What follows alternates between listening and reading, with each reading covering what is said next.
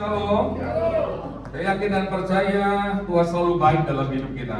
Kita bersyukur kita ada di dalam rumah Tuhan pagi hari ini bisa memuji memuliakan nama Tuhan. Agak grogi karena ada Bapak Gembala, saudara. Biasa kalau saya khotbah nggak ada Bapak Gembala gitu ya. Jangan keluar Pak. Puji Tuhan. Terima kasih buat kepercayaan dari Bapak Ibu Gembala bersama dengan seluruh staf yang ada. Tuhan Yesus memberkati. Kita buka Alkitab kita bersama di dalam kitab Ayub pasalnya yang pertama dan kita akan membaca ayatnya yang pertama. Pagi ini kebenaran firman Tuhan menyuruh kita untuk melihat dan belajar dari seorang tokoh yang bernama Ayub. Ayub pasal pertama ayatnya yang pertama. Ada seorang laki-laki di tanah Uz bernama Ayub. Orang itu saleh dan jujur. Ia takut akan Allah dan menjauhi kejahatan. Katakan amin. Alkitab di pasal pertama ayat pertama mencatat ada sesuatu yang dilakukan oleh Ayub dalam hidupnya. Dan sesuatu itu adalah 4 poin, yaitu Ayub adalah orang saleh, dia orang jujur, dia orang yang takut akan Allah, dan dia orang yang menjauhi kejahatan. 4 hal ini, 4 poin ini ada dalam hidup Ayub. Dan karena 4 poin ini ada dalam hidup Ayub, perhatikan Bapak Ibu Saudara, maka perhatian Tuhan tertuju dalam hidup Ayub. Dan kalau perhatian Tuhan tertuju dalam hidup seseorang, pasti Tuhan akan memberkati orang itu. Maka PR pertama kita di hari-hari ini adalah harus ada sesuatu dalam diri kita yang mampu menarik perhatian Tuhan tertuju dalam hidup kita. Sama seperti Ayub, ada 4 hal. Yang begitu menarik perhatian Tuhan tertuju dalam hidupnya. Karena ada 4 hal dalam hidup Ayub, maka Tuhan juga memberkati Ayub dengan 4 berkat yang luar biasa. Yuk kita lihat, apa berkat yang Tuhan berikan dalam hidup Ayub. Saudara, dikatakan oleh firman Tuhan di ayat kedua dan ayat ketiga, saudara, Ayub ini punya 7 anak laki-laki dan 3 anak perempuan. Garis keturunan itu diteruskan lewat anak laki-laki. Dan Ayub punya 7 anak laki-laki. 7 dalam Alkitab adalah angka sempurna. Berarti garis keturunan Ayub ini diperjelas. Keturunan Ayub diperhitungkan Tuhan untuk terus ada di generasi berikutnya. 7 anak laki-laki dan 3 anak perempuan. Sempurna sepertinya hidup Ayub. Yang kedua, berkat yang Tuhan berikan dalam hidup Ayub. Ayub ini punya harta kekayaan yang luar biasa pada waktu itu, saudara. Alkitab mencatat Ayub punya 7.000 ekor kambing domba. Ayub punya 3.000 ekor unta. Ayub punya 500 pasang lembu yang siap bertambah banyak, saudara. Ayub punya 500 ekor keledai betina yang juga siap bertambah banyak. Dan Ayub punya budak dalam jumlah yang besar. Gak kehitung, saudara. Ini berkat kedua yang Tuhan berikan dalam hidup Ayub. Berkat yang ketiga kalau kita lihat saudara, Ayub ini mendapatkan perlindungan Tuhan atas dirinya, rumahnya, serta semua yang dimilikinya. Buktinya apa? Buktinya ketika Tuhan berbicara dengan iblis. Ketika Tuhan membanggakan hidup Ayub di hadapan iblis. Engkau lihat hambaku Ayub, seorang yang saleh, jujur, takut akan Tuhan, menjauhi kejahatan dalam hidupnya. Tuhan begitu membanggakan Ayub dengan 4 hal ini. Terus iblis bilang apa? Iya, aku ketemu, aku lihat. Terang aja engkau berkati dia. Terang aja engkau jaga, lindungi, dan buat pagar sekeliling dia. Ini yang dikatakan iblis, saudara. Berarti memang benar. Tuhan sendiri turun tangan langsung menjaga, melindungi hidup Ayub, keluarganya, dan semua yang dimilikinya. Saya percaya kalau iblis jawab seperti itu kepada Tuhan, memang iblis sudah berkali-kali datang ke rumah Ayub. Untuk apa? Menghancurkan hidupnya. Untuk apa? Mengambil semua yang dimiliki oleh Ayub. Tapi nggak bisa. Karena Tuhan yang menjagai Ayub dengan segala yang dimilikinya. Nggak bisa diambil. Ini berkat ketiga. Tuhan turun tangan langsung menjaga, melindungi dan memberkati Ayub. Berkat yang keempat saudara. Ayub dibuat Tuhan berhasil sehingga apapun yang dikerjakan oleh Ayub, tangan Tuhanlah yang menjadikannya berhasil. Aduh saudara, kalau 4 hal ini ada dalam hidup kita, saudara, betapa luar biasanya hidup kita, saudara. Perhatian Tuhan tertuju dalam hidup kita dan segala yang baik Tuhan berikan di dalam setiap kehidupan kita, saudara.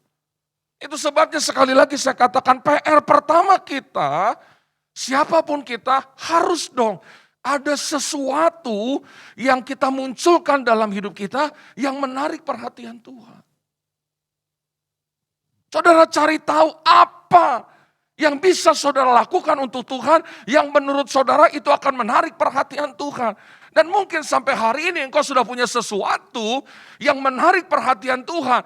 Dan karena sesuatu itu engkau diberkati Tuhan sampai hari ini saudara. Maka jangan sampai itu hilang dalam hidup kita. Cari tahu saudara. Mungkin engkau harus menjadi orang yang lebih jujur lagi. Mungkin engkau menunjukkan kesetiaanmu kepada Tuhan. Mungkin engkau menunjukkan ketaatanmu kepada Tuhan. Mungkin engkau adalah orang yang suka berkorban, suka memberi. Dan karena engkau lakukan itu, saudara, maka engkau diberkati Tuhan. Harus ada sesuatu. Jangan-jangan saudara sampai hari ini ada banyak hal yang kita lakukan dalam hidup kita, tapi bukannya menarik perhatian Tuhan tertuju dalam hidup kita, tapi membuat Tuhan memalingkan wajahnya dan gak mau lihat hidup kita. Saudara. Karena mungkin terlalu jahat apa yang kita lakukan di hadapan Tuhan. Karena mungkin terlalu kotor apa yang kita lakukan di hadapan Tuhan. Saudara. Yang membuat sampai hari ini kita tidak mendapatkan sesuatu yang luar biasa. Saudara. Ayo saudara, harus ada sesuatu yang kita tambahkan dalam hidup kita untuk Tuhan. Di hari-hari ini kita nggak bisa biasa-biasa aja ikut Tuhan. Bisa saudara. Kebenaran firman Tuhan dinyatakan dalam setiap kehidupan kita. Saudara. Selagi kita masih ada kesempatan untuk mencari Tuhan, ayo kita cari Tuhan. Selagi kita diberikan kesempatan untuk memiliki waktu berbuat sesuatu untuk Tuhan, ayo saudara. Kita berbuat sesuatu untuk Tuhan, saudara. Karena segala sesuatu yang kita lakukan, yang ada hubungannya dengan Tuhan, itu dicatat oleh Tuhan. Saudara, kalau saudara baca kitab Wahyu, saudara, ada banyak hal di sana yang membuat kita semakin dekat kepada Tuhan. Di dalam kitab Wahyu dikatakan nanti ada satu kitab yang namanya kitab kehidupan. Disitulah tercatat nama kita atau enggak dalam buku kehidupannya Tuhan. Dan di samping kitab itu ada kitab-kitab lain. Kata firman Tuhan saudara. Dan ada banyak hamba Tuhan menafsirkan bahwa kitab-kitab lain itulah yang mencatat segala perbuatan yang kita lakukan selama kita hidup di dalam dunia ini. Dan berdasarkan kitab-kitab itulah nantinya nama kita itu tertulis atau tidak di dalam buku kehidupannya Tuhan. Dan kitab Wahyu katakan bahwa nanti kalau kita mati dan mati kita di dalam Tuhan, maka segala perbuatan kita menyertai kita. Artinya akan menentukan kita menghabiskan masa kekekalan dalam hidup kita itu di mana? Sorga atau neraka. Hanya 2 tempat itu yang kekal, saudara. Sorga dan neraka. Segala perbuatan hidup kita menyertai kita, saudara. Nah kalau kita banyak melakukan sesuatu yang menyenangkan hati Tuhan, itu dicatat sudah. Maka perbuatan yang menyenangkan Tuhan selama kita hidup, itu akan menyertai kita. Menghabiskan masa kekekalan kita bersama dengan Tuhan. Tapi silakan kalau banyak hal yang menyakiti Tuhan, banyak hal yang negatif, yang tercatat, yang membuat nama kita tidak masuk dalam buku kehidupan Tuhan, maka perbuatan-perbuatan negatif kita itu akan menyertai kita, yaitu kita akan menghabiskan masa kekekalan kita dalam penghukuman kekal. Maka hati-hati. Haleluya saudara. Hati-hati ketika kita melakukan sesuatu. Nah mungkin kalau hari ini sampai hari ini kita melihat catatan-catatan dalam hidup kita banyak negatifnya. Banyak yang salah. Dan kita masih diberikan kesempatan untuk hidup sampai pagi hari ini, berarti itu kesempatan yang Tuhan berikan. Kita suka nyanyi, bahkan kita kadang-kadang suka lagu itu, saudara. Hidup ini adalah kesempatan. Kesempatan untuk memberikan catatan-catatan positif. Kesempatan untuk kita menarik perhatian Tuhan tertuju dalam hidup kita. Siapapun kita. Anda sebagai seorang pengusaha, ayo cari sesuatu.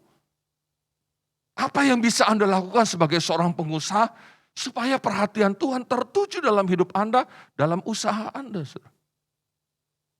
Saya suka katakan ini kepada rekan-rekan pengusaha, ayo. Harus ada sesuatu yang engkau lakukan di tengah-tengah usahamu yang menarik perhatian Tuhan tertuju dalam usahamu. Mereka katakan, apa ya Pak Yofi? Seperti apa contohnya? Ya mungkin lewat usahamu ketika engkau ada punya kelebihan, engkau memberkati gereja-gereja Tuhan. Lewat perusahaanmu. Oh gitu ya Pak Yofi? Atau mungkin juga engkau bikin persekutuan. Di tengah-tengah engkau berusaha dengan seluruh karyawan, ada waktu untuk engkau bersekutu dengan Tuhan. Ambil waktu. Harus ada sesuatu yang menarik perhatian Tuhan tertuju di dalam usahamu. Saya suka bilang kepada jemaat yang punya toko, harus ada sesuatu yang menarik perhatian Tuhan tertuju kepada tokomu. Supaya tokomu diberkati Tuhan. Kayak gimana Mbak Yofi contohnya? Contohnya sebelum buka toko doa. Nanti setelah sore atau malam tutup toko doa lagi. Pagi Tuhan berkati tokoku dalam nama Yesus, kau kirimkan pelanggan datang hari ini. Kalau hari itu pun tidak ada pelanggan yang datang, malam saya thank you sama Tuhan. Tuhan terima kasih buat hari ini. Itu terus lakukan. Maka perhatian Tuhan akan tertuju dalam hidupmu. Engkau sebagai seorang istri yang jaga anak di rumah, ketika anak-anakmu tidur engkau berdoa. Di satu tempat yang khusus engkau berdua dengan Tuhan di situ. Dan kalau engkau lakukan itu terus menerus, maka perhatian Tuhan tertuju dalam hidupmu. Nah, kalau perhatian Tuhan sudah tertuju dalam hidupmu, nggak usah engkau minta. Tuhan yang melihat segala sesuatu apa yang jadi kebutuhan dan keperluan dalam hidupmu. Amin. Berikan tepuk tangan dong buat Tuhan kita. Ini yang harus kita lakukan Pak Bu dalam hidup kita. Tarik perhatian Tuhan tertuju dalam hidup kita. Kita tidak akan pernah takut lagi, saudara. Menghadapi segala sesuatu yang tidak memiliki kepastian, saudara. Kapan masker ini bisa terlepas dari muka kita nggak tahu. Ada yang bilang 2 tahun, ada yang bilang 3 tahun, saudara. Ada yang bilang selama-lamanya, nggak tahu, saudara. Maka sekarang dengan virus yang baru, COVID-19 aja belum kelar, saudara. Udah ada virus baru B117, saudara. Yang membuat kita harus pakai masker dan dilapisin lagi pakai masker kain. Double supaya lebih ketat lagi, habis kita, saudara. Bisa kempot nih pipi, saudara. Bisa dari cablak nih kuping kita, saudara. Ngadepnya bisa berubah nih kuping, saudara. Tarik terus sama masker.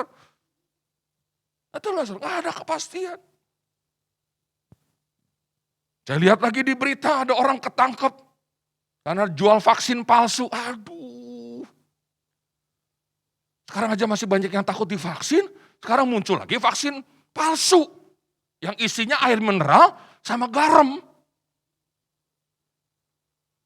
Gak tahu sampai kapan, saudara.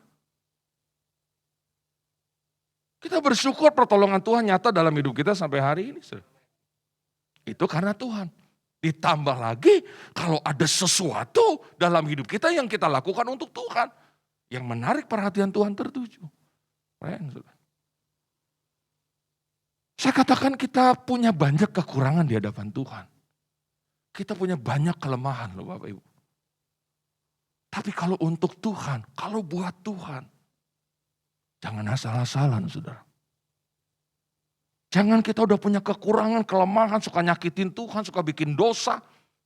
Terus buat Tuhan kita asal-asalan. Habis kita. Gak ada sesuatu nilai plus dalam hidup kita di hadapan Tuhan. Habis kita. Ayub punya sesuatu nilai plus. Bahkan bukan cuma mampu menarik perhatian Tuhan. Tuhan banggakan itu. Sesuatu yang diperhatikan Tuhan. Kesalehan, kejujuran, takut akan Tuhan, dan menjauhi kejahatan. Sesuatu yang luar biasa. Saudara. Kalau boleh saya ungkapkan beberapa hal-hal ini saudara lebih jelas lagi. Saleh.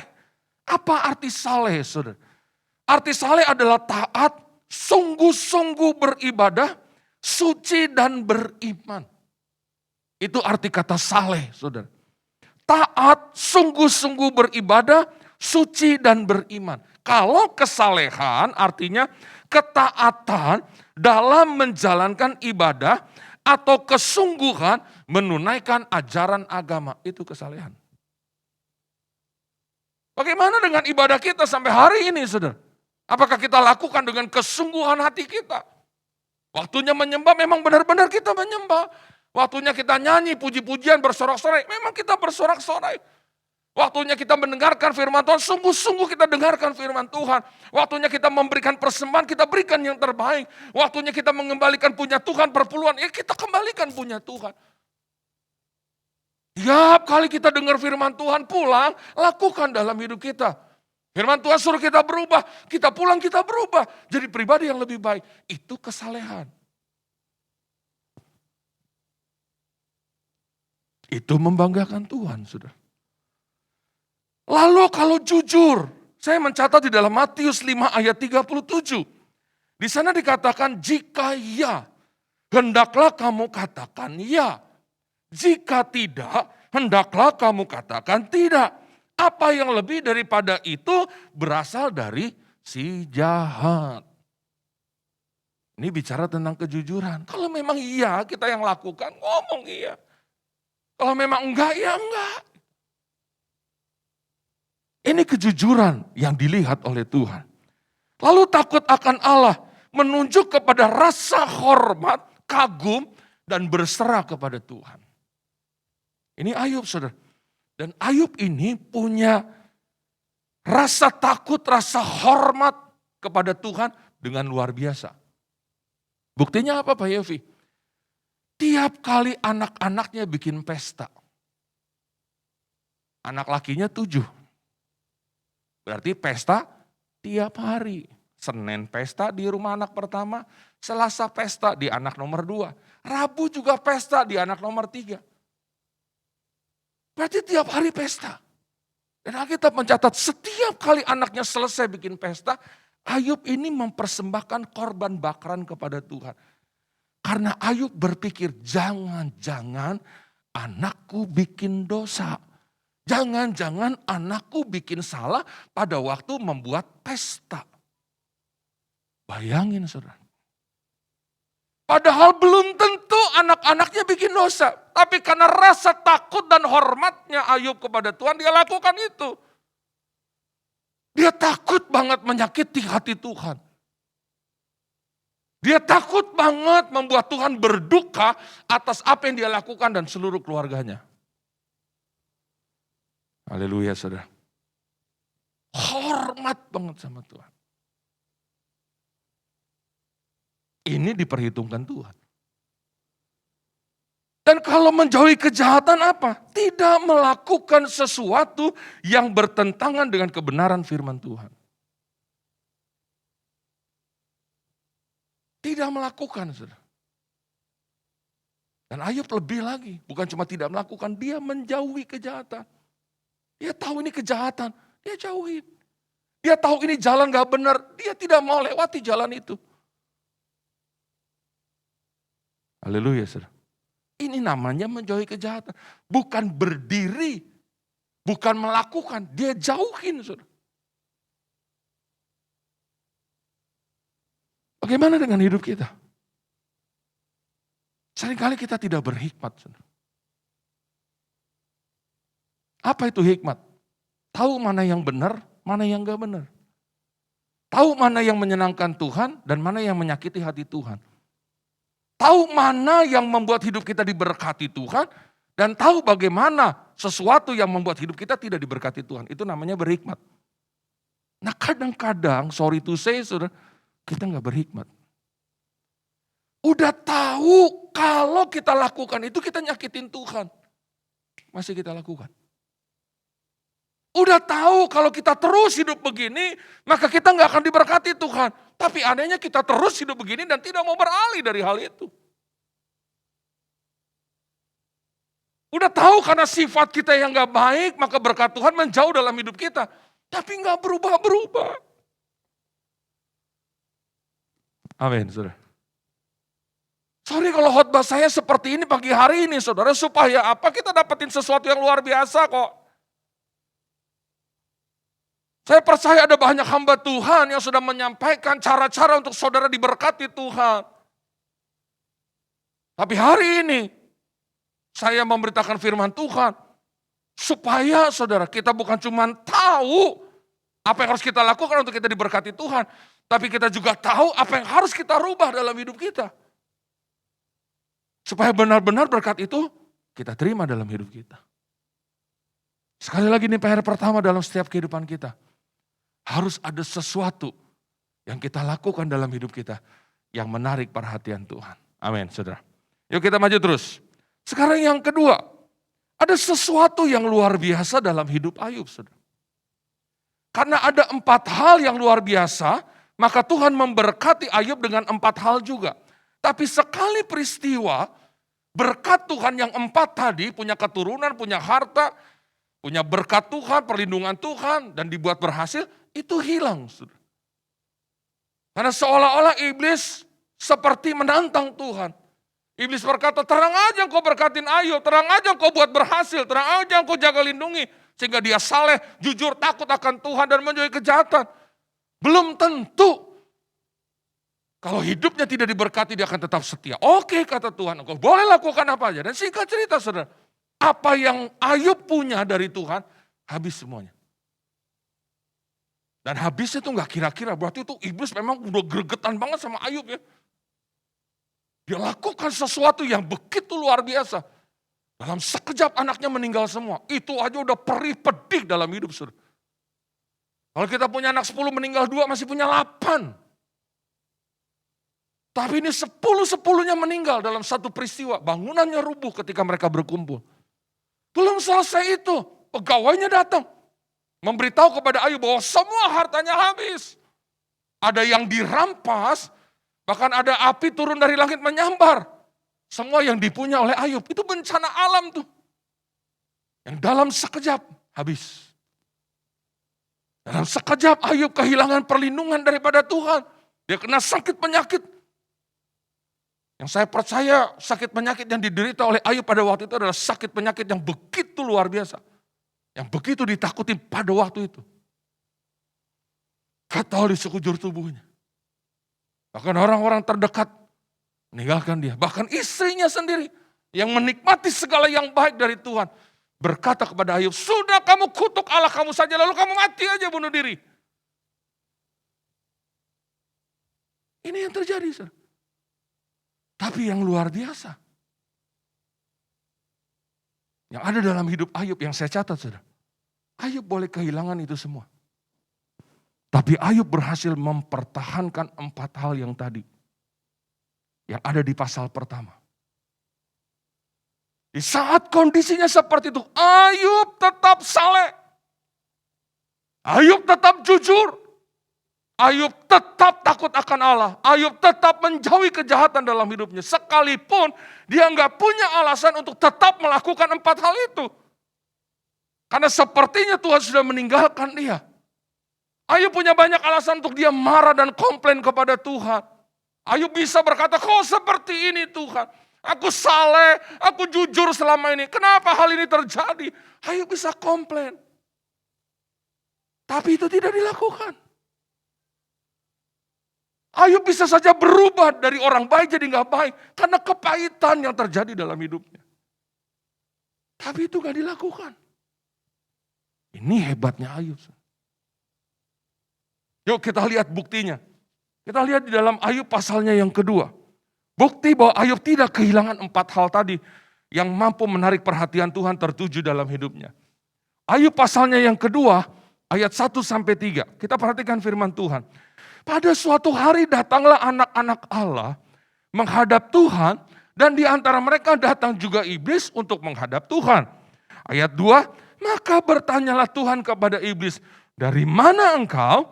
Lalu jawab iblis kepada Tuhan, dari perjalanan mengelilingi dan menjelajah bumi. Ini sama nih kayak di pasal pertama. Firman Tuhan kepada iblis, apakah engkau memperhatikan hambaku Ayub?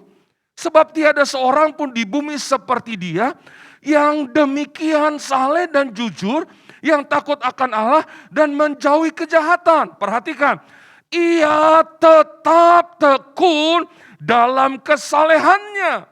Meskipun engkau telah membujuk aku melawan dia untuk mencelakakannya tanpa alasan. Jadi di pasal 2, Ayub kembali membanggakan, Tuhan kembali membanggakan Ayub kepada iblis. Lihat, engkau sudah melakukan banyak hal jahat kepada dia, tapi lihat, dia tetap saleh, dia tetap jujur, dia tetap takut akan Allah, dia tetap menjauhi kejahatan. Gak ada perubahan. Dan Tuhan bilang, sekalipun engkau telah membujuk aku untuk mencelakakan dia tanpa alasan. Oh saudara, ini PR kedua dalam hidup kita. Ayub boleh kehilangan semua apa yang dia terima dalam hidupnya. Tapi dia berhasil mempertahankan sesuatu yang selama ini membuat hidup dia diberkati Tuhan.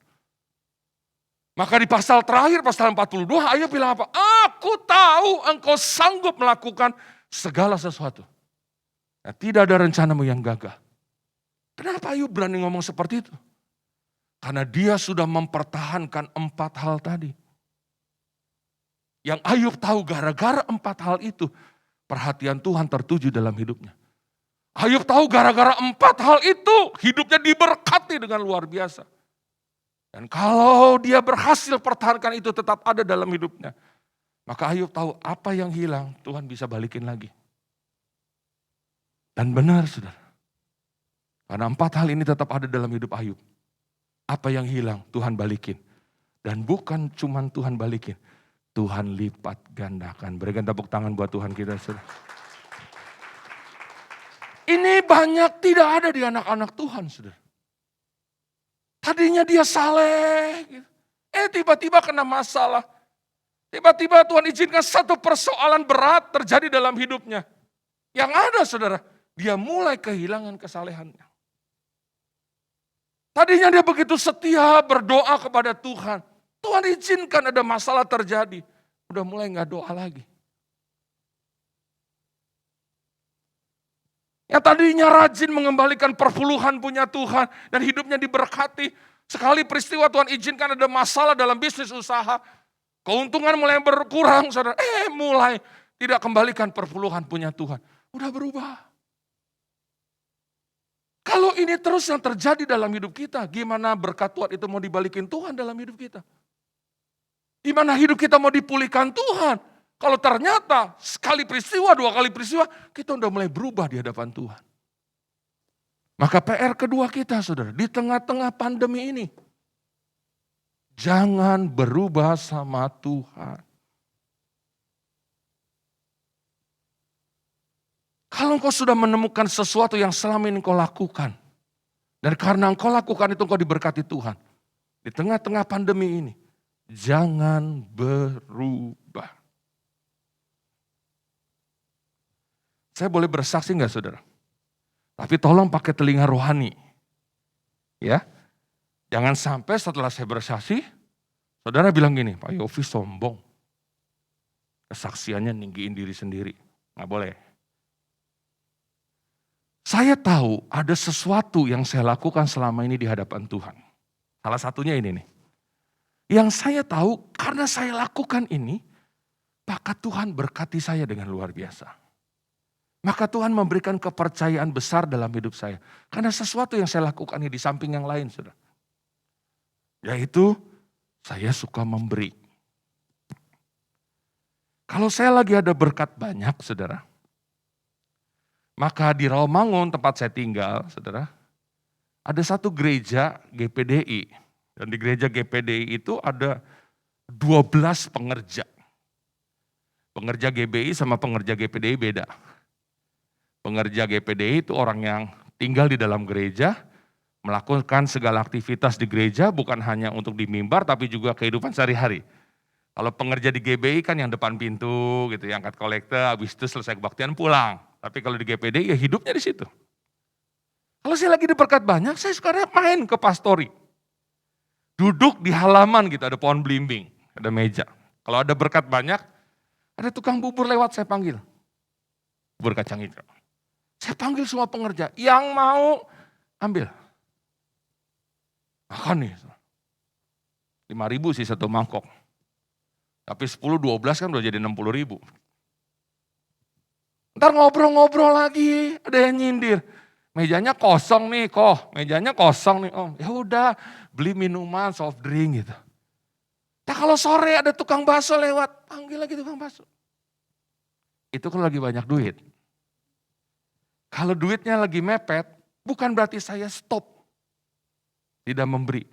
Hanya menunya yang dirubah. Saya kasih duit 40.000. Beli gorengan.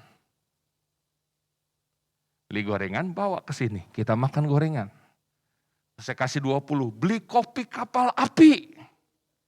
Mau kapal bot juga terserah. Beli 1 sama beli gula 0,5 kilo. Minumnya itu. Menunya aja yang berubah, tapi memberinya jalan terus. Saya diajarkan oleh gembala saya, Yofi, kalau kamu diajak makan sama pengusaha-pengusaha, kalau kamu bisa bayar itu makanan, bayar. Tapi kalau kamu gak bisa bayar, diem. Itu nancep dalam hati dan pikiran saya. Maka saya berusaha untuk bayar duluan, kalau memang saya ada. Saudara, saya tahu karena saya lakukan itu dalam hidup saya. Yang Tuhan kasih lebih dari apa yang saya lakukan. Maka di tengah-tengah pandemi seperti ini, saya nggak mau berubah.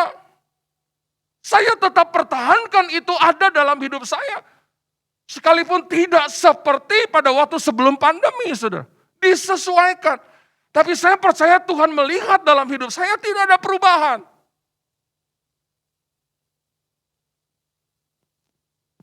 Yang membuat saya tetap dipelihara Tuhan sampai hari ini.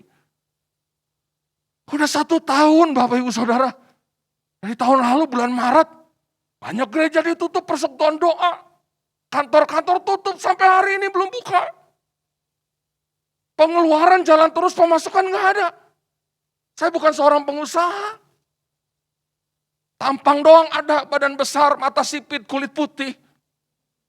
Tapi saya hidup dari kemurahan Tuhan, gak diundang khotbah, maka tidak ada pemasukan dalam hidup saya. Saya masih punya 2 cicilan besar, saudara. Yang membuat saya nangisnya kepada Tuhan. Saya punya alasan untuk stop tidak mengeluarkan uang. Lebih baik saya tidak main ke pastori, udah di rumah aja diam di kamar gitu. Supaya apa? Nggak ada pengeluaran. Sekali keluar duduk di bawah pohon belimbing dekat gereja, saudara. Udah 100.000. Kadang-kadang udah deh gak usah ke gereja deh, udah gak usah ke pastori, gak usah main, udah diem aja deh. Tapi gak bisa itu. Sampai ada yang bilang, udah di apa itu namanya, cicilannya udah diperpanjang lagi, dikurangin, didikitin, tapi diperpanjang waktunya diubah lagi. Ya deh nanti saya doa lagi deh.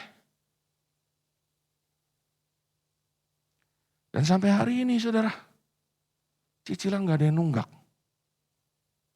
Saya gak tahu tuh berkatnya ada aja dari Tuhan. Bingung saya sudah. Sampai satu peristiwa sudah. Saya udah gak ada uang nih. Saya harus bayar pajak mobil.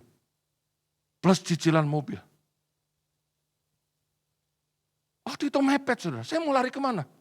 Ke Pak Yo? Nggak mungkin. Pak Yo juga banyak kebutuhan. Larinya kemana? Nih. Ambil gitar. Nyanyi menyembah Tuhan. Nangis sama Tuhan. Terus saya menyembah Tuhan ngomong, Tuhan cicilan.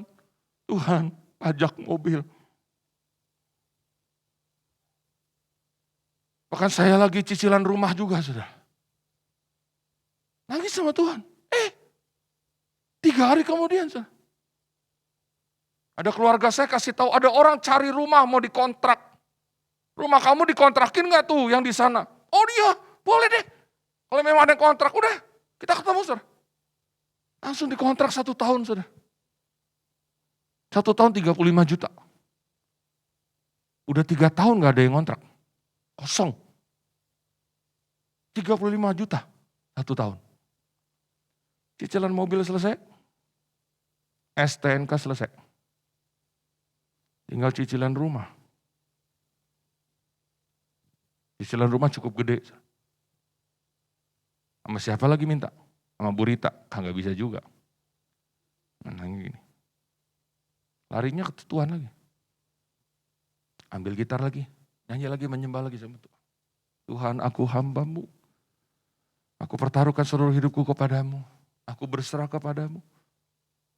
Aku percaya firman-Mu. Bahwa aku punya Allah yang akan memenuhi segala keperluanku. Menurut kekayaan dan kemuliaan. Setengah jam selesai doa, saudara.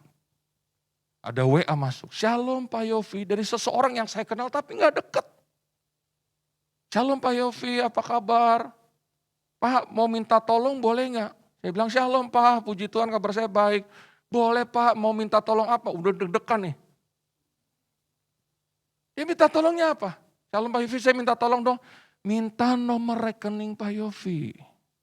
Pak, Bu, saya mau tanya sama Bapak Ibu. Kalau ada orang minta tolong seperti itu kepada Bapak Ibu, ditolongin gak? Saya tolongin. Oke Pak, kok tiba-tiba, gak tahu nih Pak, sebenarnya sudah dari minggu lalu Pak, wajah Pak Yofi itu muncul. Tapi karena saya sibuk Pak, saya lupa. Nah hari ini nih Pak, tadi nih, saya lagi nyetir mobil, tiba-tiba wajah Pak Yofi muncul lagi, dan jelas sejelas-jelasnya. Dan saya langsung ngomong, Pak, saya baru aja selesai berdoa setengah jam yang lalu. Pak Yofi doa apa? Ya biasa Pak. Segala sesuatu yang saya butuhkan saya minta ke Tuhan. Oh kalau gitu emang benar ini dari Tuhan. Ini minta nomor rekening. 1 jam kemudian saudara, dia kirim bukti transferan. Saya minta maaf nih, saya boleh sebut jumlahnya? Karena saya pernah sebut jumlah kesaksian saya, jumlah uangnya. 3 hari kemudian dikomplain sama jemaat. Neta mestinya kalau dapat berkat nggak usah ngomong jumlahnya. Sampai ini gereja, mengerja gereja kasih masukan sama saya. Kalau boleh Pak Yofi. Sekarang saya ngomong, karena kesaksiannya berhubungan saudara. Dia kirim 15 juta. Kaget, sekaget-kagetnya saya. Karena saya punya cicilan jumlahnya segitu. Udah dong saya thank you banget sama Tuhan. Terus saya bersaksi sama satu pendeta. Dahsyat ya Tuhan, saya diberkati sama orang itu. Oh iya. Kami juga suka diberkati. Udah satu waktu minggu berikutnya dia bikin acara, kita ketemu. Ketemu juga sama bapak yang ngasih saya. Terus pendeta ini tiba-tiba ngomong sama bapak itu. Bapak berkati Pak Yofi ya. Pak Yofi kesaksian sama saya dahsyat. Saya kaget, aduh kenapa dia ngomong ya. Jadi gak enak saya sama yang ngasih gitu. Sama yang ngasih nengok ke saya. Oh Pak Yofi ngomong sama bapak ini. Kan jadi gak enak sudah. Nah karena Pak Yofi ngomong ya Pak, saya mau bersaksi juga nih masalah Pak Yofi. Oh ya apa? Sebenarnya yang saya mau transfer tidak segitu Pak jumlahnya. Hah? Berapa Pak yang Bapak mau transfer? Ya Pak Yofi gak usah tahu lah. Enggak saya mau tahu Pak. Untuk jadi kesaksian dalam hidup. Saya pengen tahu Pak. Sebenarnya berapa yang Bapak mau kirim? Saya cuma mau kirim Pak Yofi 10 juta Pak. Begitu Pak Yofi sudah kirim nomor rekening, saya udah ketik Pak. Jumlahnya 10 juta nomor rekening dan sudah sesuai dengan nama. Yofi Hendiawan. Tinggal diklik oke Pak. Dan saya akan ketik nomor PIN saya di M-Banking. Tapi waktu saya mau klik oke, kayak ada satu kekuatan yang menahan tangan saya. Diangkat lagi. Saya tekan lagi, diangkat lagi. Sampai 3 kali loh Pak. Kayak main pancok gitu Pak. Dan Tuhan bicara dalam hati saya, bukan segitu jumlahnya. Lalu saya rubah Pak jumlahnya, 15 juta. Begitu saya rubah jumlahnya jadi 15 juta, enggak ada kekuatan apa-apa sehingga tangan saya jatuh dengan sendirinya. Ada kekuatan yang nahan, langsung oke tertransfer. Pak, Bu, gimana enggak mau teriak waktu itu? Sampai bagian yang seperti itu Tuhan perhitungkan. Saudara. Bagi saya 5 juta aja udah haleluya 12 kali, saudara. Tapi ini selesai. Maka saya teringat bahwa ada sesuatu yang saya lakukan yang saya tidak rubah dalam hidup saya. Sekalipun saya menghadapi pandemi dalam hidup saya. Nah, saya percaya ketika saya lakukan sesuatu walaupun menunya dirubah, walaupun jumlahnya jadi sedikit disesuaikan dengan apa yang ada dalam hidup saya. Tapi di mata Tuhan, Tuhan melihat saya enggak berubah. Ini yang saya mau sampaikan kepada Bapak Ibu Saudara. Engkau punya banyak alasan untuk berubah kepada Tuhan. Engkau mungkin bisa melakukan banyak hal yang salah dalam usahamu di tengah-tengah pandemi ini. Tapi engkau tetap mengambil sikap untuk tetap jujur dalam usahamu. Itu diperhitungkan Tuhan. Engkau kehilangan pekerjaan, engkau kehilangan keuntungan. Bahkan engkau kehilangan mungkin orang-orang yang engkau kasih karena pandemi ini. Saya mau katakan, jangan berubah sama Tuhan. Kalau selama ini engkau menjadi orang yang selalu bersyukur kepada Tuhan, tetap bersyukur apapun yang terjadi. Jangan ubah ucapan syukurmu dengan persungutanmu kepada Tuhan. Jangan. Tetap tarik perhatian Tuhan lewat apa yang selama ini sudah kita lakukan untuk Tuhan. Tetap setia, tetap jujur, tetap taat, tetap suka berkorban, tetap suka berdoa, tetap suka baca Alkitab. Terus tarik perhatian Tuhan tertuju dalam hidupmu. Sekali lagi saya katakan kalau perhatiannya sudah tertuju dalam hidupmu, gak usah kita minta. Dia Allah yang maha tahu. Dia tahu kebutuhan kita. Dia tahu keperluan kita. Bahkan dia tahu keinginan dalam setiap kehidupan kita. 2 hal yang harus kita lakukan. Harus ada sesuatu yang kita lakukan yang mampu menarik perhatian Tuhan. Dan yang kedua, kalau kita sudah punya sesuatu yang selama ini kita lakukan. Dan kita tahu karena kita lakukan itu di hadapan Tuhan, kita diberkati Tuhan. Jangan berubah. Tuhan Yesus yang akan memberkati kita berlimpah-limpah. Haleluya. Kita berikan tepuk tangan buat Tuhan kita. Mari angkat tangan saudara. Terimalah berkat Tuhan. Kasih karunia yang berlimpah-limpah daripada Allah Bapa dalam Anak yang tunggal Yesus Kristus. Persekutuan yang manis dengan Roh Kudus menyertai saudara sekalian mulai hari ini. Sampai Tuhan Yesus datang menjemput kita di awan-awan dan bahkan sampai selama-lamanya. Yang percaya bersama-sama katakan, amin. Sebab dia baik, dia sungguh baik. Kasih setianya untuk selamanya. Sebab dia baik, dia sungguh baik. Kasih setianya kekal selamanya.